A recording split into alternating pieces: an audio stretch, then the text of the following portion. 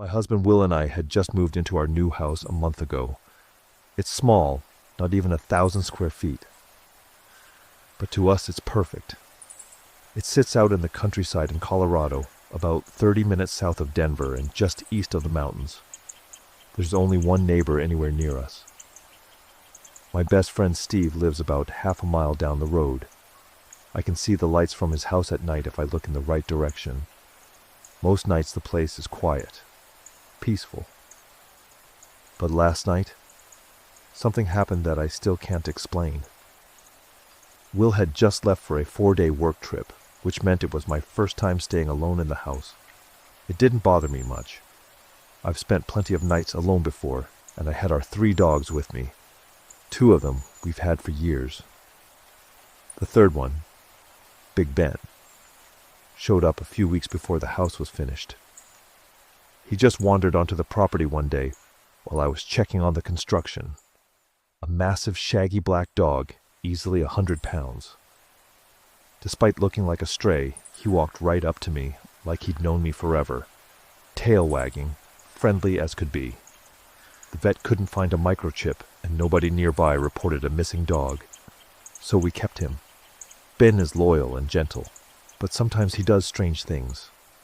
He'll suddenly stop and stare into the distance, or growl quietly at nothing, like he's hearing something no one else can.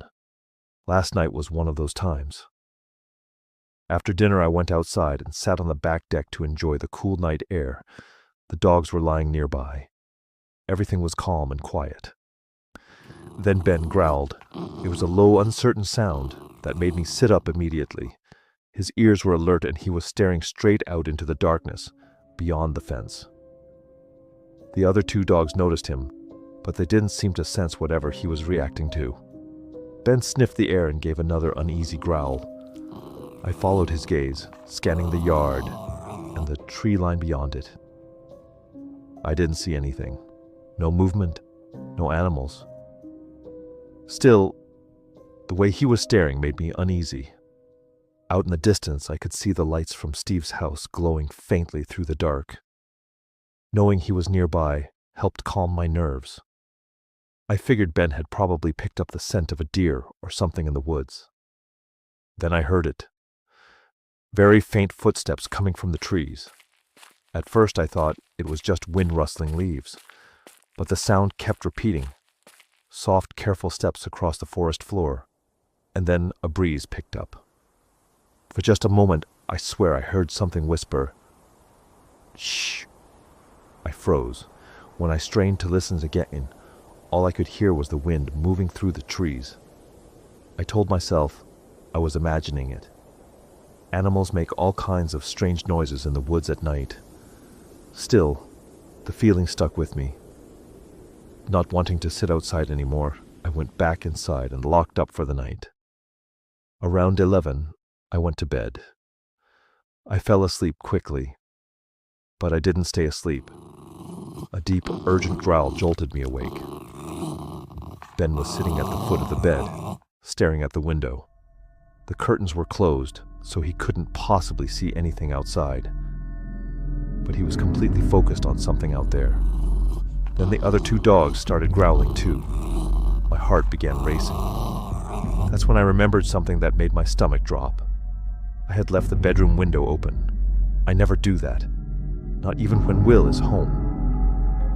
The bedroom is on the ground floor and I've always felt uneasy about open windows at night. A breeze pushed the curtain slightly, and in that moment, I saw something move on the deck outside. Ben exploded into barking. The other dogs joined him immediately. Heavy footsteps thundered across the wooden deck. Whatever had been outside the window ran. I rushed to the window, slammed it shut, and locked it as the dogs continued barking. My hands were shaking as I grabbed the revolver from my nightstand and called Steve. He answered groggily, and I tried to explain what happened, my voice shaking. He didn't hesitate. "Stay where you are," he said. "I'm coming over." I sat in bed with the dogs surrounding me and the gun in my hands until I heard the front door open. 5 minutes later, Steve knocked on the bedroom door. He stepped inside holding a shotgun. "Which way did it run?" he asked. "Toward the trees," I said. He looked out the window into the darkness. "Could have been a deer," he suggested. I nodded. But deep down I knew that wasn't right. Whatever ran across that deck hadn't sounded like it was moving on 4 legs. Steve searched around the house while I watched nervously from the window, but he didn't find anything. No footprints, no signs anyone had been there. He ended up staying the night on the couch just in case. Eventually, we both managed to get some sleep. When I woke up late the next morning, Steve was still asleep. So I decided to step outside and take a look around. The deck wraps around the house, with a small gate leading to the side that faces the yard. When I opened the gate, I noticed it wasn't fully latched. I figured Steve must have forgotten to close it while he was checking around during the night. Then I saw something else. Along that side of the deck, I keep large planters filled with white hydrangeas. Every single bloom on that side was wilted and brown, like they'd been exposed to frost overnight. But it hadn't gotten anywhere near cold enough for frost. I stood there staring at them for a long time. Now I'm back inside writing this. The dogs are lying nearby. Steve is still asleep in the living room. Everything should feel normal again. But something about today feels wrong. Big Ben hasn't left my side since last night.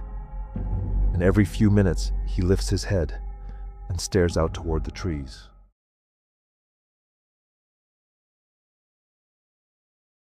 My wife Lynn and I have been together for 6 years and married for almost a year.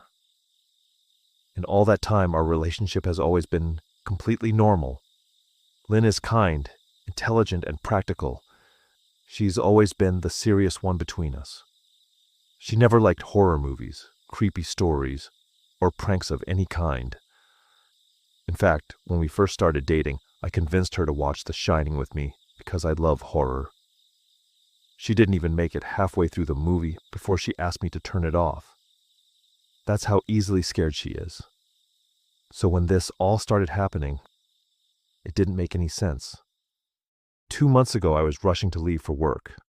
I had just made myself a quick cup of coffee and was heading toward the front door when I noticed something strange. Lynn was peeking at me from around the corner of the hallway. I could only see one of her eyes and a strand of her long, dark hair hanging against the wall.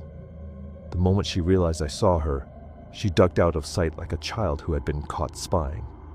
"Lynn," I said, laughing nervously, "you scared the hell out of me." I heard her footsteps quickly moving toward the living room, and then her quiet laughter. It was strange, sure, but I brushed it off. I figured maybe she was just being playful for once. 3 nights later, I woke up around 2 in the morning to get a drink. The house was quiet and dark. I was standing at the kitchen island, pouring myself some orange juice, when I suddenly felt like someone was watching me. You know that feeling when the hairs on the back of your neck stand up? I looked down. Lynn's face was staring up at me from the floor on the other side of the island.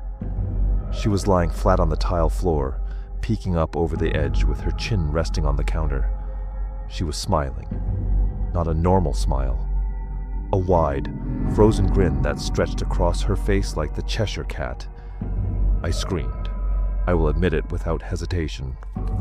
At the sound of my voice, she scrambled backwards across the kitchen floor on all 4s and disappeared into the hallway. The sound of her hands and feet hitting the tile echoed in the silence. I stood there frozen for a long moment before slowly making my way back upstairs. When I reached our bedroom, Lynn was already in bed. She looked completely asleep. Her breathing was slow and steady. I stood there watching her for a long time, half expecting her to suddenly sit up and start laughing. But she never moved. The next morning I brought it up casually while we were drinking coffee. "What was that about last night?" I asked. She frowned and looked confused. "What are you talking about?" "You were peeking at me again," I said, "from the kitchen floor." For a moment she stared at me, then burst out laughing. I couldn't help laughing too. "You creep me out sometimes," I told her. She wrapped her arms around my neck and grinned. "You creep me out all the time. I guess we're even." After that, the strange behavior continued. I started seeing her peeking at me from different places around the house. Sometimes it was behind the couch, sometimes behind a door. Once she managed to climb inside an old wooden trunk at the foot of our bed. I only noticed because the hinges creaked slightly. When I looked over, the lid was cracked open, just enough for half her face to peek through. And she was smiling again, that same wide grin. When I asked her what she was doing, she slowly closed the lid and hid inside the trunk without saying a word. I tried to laugh it off, but it started to make me uneasy. Eventually, the peeking stopped. 2 weeks passed without anything strange happening. One night while we were watching a show on Netflix, I joked about it. "I guess you gave up on your spying game." She looked at me and smiled slightly. Maybe I've just gotten better at it. For the next few days, I couldn't stop thinking about that. What if she was still doing it? What if she was watching me when I didn't notice? I started checking corners of rooms when I walked through the house, checking behind doors, checking closets. It made me feel ridiculous, but the feeling wouldn't go away. Eventually, the paranoia faded, until a few nights ago. I was taking a shower when that awful feeling came back, like someone was watching me. I slowly opened my eyes. Lynn's head was pushed through the shower curtain. Her body remained outside the tub, but her head leaned inside. Her hair hung wet against the curtain. Her eyes were wide and bloodshot, and her mouth stretched into the most disturbing grin I have ever seen. She didn't blink. She didn't move. She just stared. After a few seconds, she slowly pulled her head back out. Then the bathroom door slammed shut. I locked myself in the bathroom and stayed there for nearly an hour. Eventually, I heard a faint sound, a quiet moan. It was coming from the closet. I turned toward it slowly. The closet door was slightly open, and Lynn was peeking out through the gap. Her mouth hung open in a grotesque grin, and her body trembled with excitement. That was when I ran. I grabbed my keys and phone and ran out of the house. I drove 40 minutes straight to my brother Chris's house. He and his wife Rebecca were shocked to see me standing there in nothing but my boxers. I told them Lynn and I had a fight. I didn't explain the rest. That night I barely slept. Every time I closed my eyes, I saw her face staring at me from the closet. The next morning I woke up on the couch and immediately felt that same familiar sensation. Like someone was watching me. I turned my head slowly toward the window. Lynn's face was pressed against the glass. Her grin was wider than ever. Drool slid down the window in thin streaks. I shouted at her to go home. She didn't move. Then Chris and Rebecca came downstairs. The moment I turned to show them, she was gone. Later that day, Chris came back to my house with me so we could confront her. The front door was slightly open. The smell inside the house was horrible, like something rotting. We searched every room until I opened the closet in our bedroom. Inside were dozens of animal eyeballs, arranged carefully in pairs across the floor. Chris nearly threw up. We were about to leave when we heard a small sound. From under the bed, Lynn was curled underneath it, watching us. Her hands were covered in blood. When I stepped closer to try and speak to her, she suddenly lunged forward with a shard of broken glass and slashed my arm. That was when we ran. I ended up in the emergency room getting stitches while the police searched the house. They never found her. Now I'm sitting alone in a motel about an hour away. I thought maybe the police would find her. But 40 minutes ago I received a text from an unknown number. 3 words. "I found you." And attached to the message was a picture taken through the window of my motel room. The reflection in the glass made my stomach drop, because staring back at me was Lynn's eye.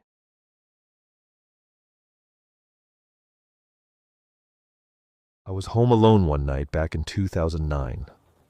My parents had gone out on their usual weekly date night. It was one of those nights where they'd go out for dinner, have a couple drinks, and usually end up dozing off halfway through whatever movie they went to see. Earlier that evening, I had gone for a jog. It was a hot August day, and by the time I got back home, I was completely drenched in sweat. Our house didn't have air conditioning, so the heat had built up inside all day.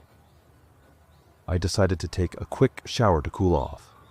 Before doing that, I opened a few windows around the house to let some air circulate.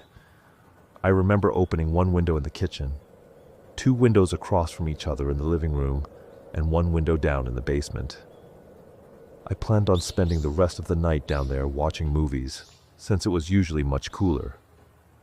After my shower, I got dressed and went downstairs to make some dinner. Nothing fancy, just something quick I could bring down to the basement with me.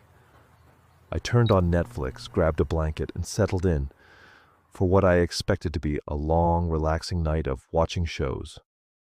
At some point, I must have fallen asleep. I don't remember when exactly it happened, but when I woke up, the house was completely dark. The only light in the basement was the dim glow from the television. It had also gotten much colder. A steady breeze was blowing through the basement window I had opened earlier. I stood up, walked over to the light switch at the bottom of the stairs, and turned it on. After that, I shut the basement window to stop the cold air from coming in. Then I turned off the TV, grabbed my dishes, and headed upstairs. When I reached the main floor, I noticed the house was still dark, which meant my parents hadn't come home yet. I put my dishes in the sink, rinsed them off, and loaded them into the dishwasher. Before heading upstairs to bed, I closed the kitchen window. Just as I was about to go to my room, I remembered the windows I had left open in the living room. I walked over to close the first one near the television. Then I crossed the room to the second window, near the front porch. That's when I noticed something odd. My mom's vase of fake flowers had been knocked off the small table beside the window. The flowers were scattered across the floor. At the time, I didn't think much of it. I figured the breeze from the open windows might have knocked it over. I closed the window and started picking up the flowers. While I was doing that, I heard a faint squeaking sound. It sounded like someone slowly twisting a door handle. I froze. A second later, I heard a creak from the hallway floor upstairs. A sharp pain shot from my stomach up into my chest, and I stood completely still.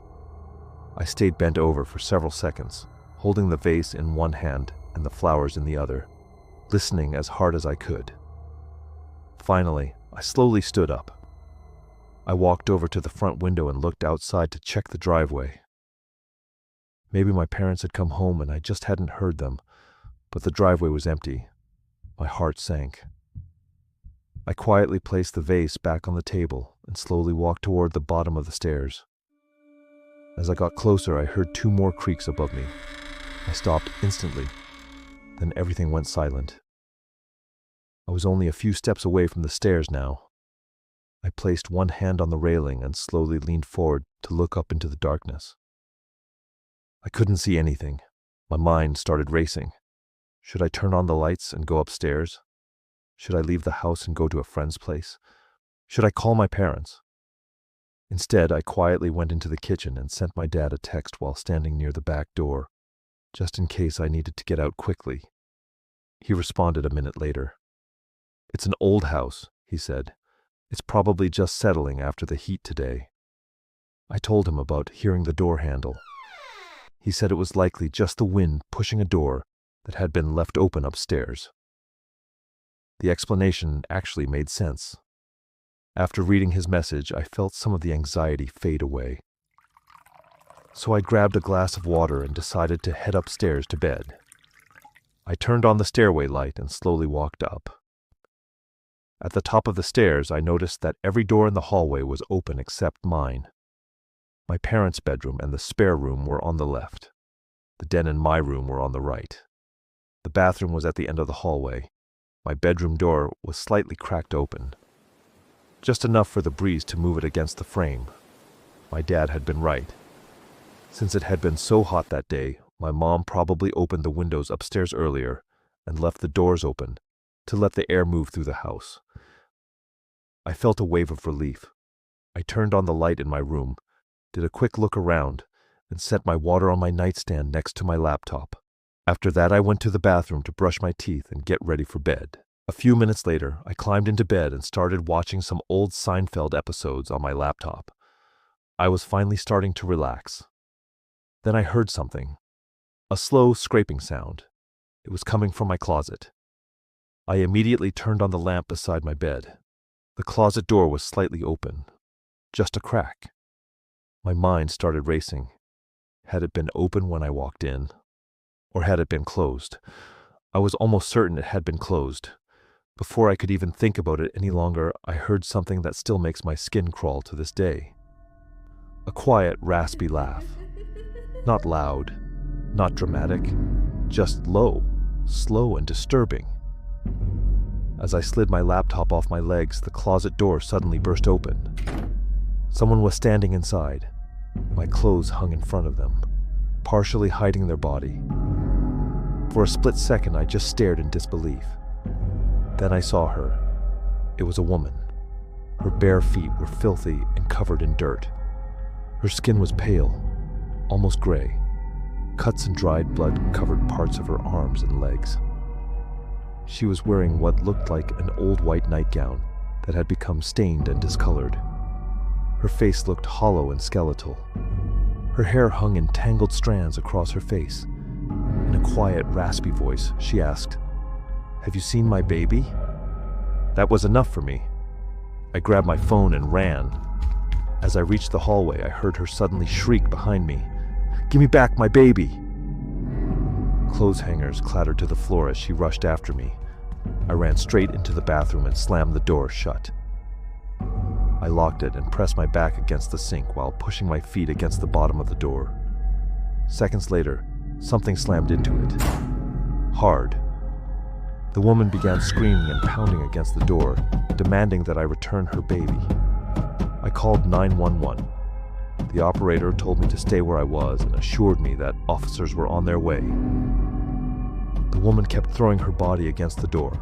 Her screams turned into strange, low growling sounds that made my blood run cold. I held the door shut as tightly as I could. Finally, after what felt like forever, I heard another sound. Voices. Police officers shouting as they entered the house. I yelled that I was upstairs. Moments later, I heard a struggle in the hallway. The officers were yelling commands while the woman screamed and thrashed. It took 3 officers to force her to the ground. They ended up using pepper spray before they could restrain her. I stayed inside the bathroom until the officers told me it was safe to come out. They said the woman was likely either on drugs or suffering from a severe mental episode, possibly even an escaped patient from a nearby facility. My parents came home not long after I finished giving my statement. We moved out of that house about a month later, and to this day, that is one night I spent home alone that I will never forget.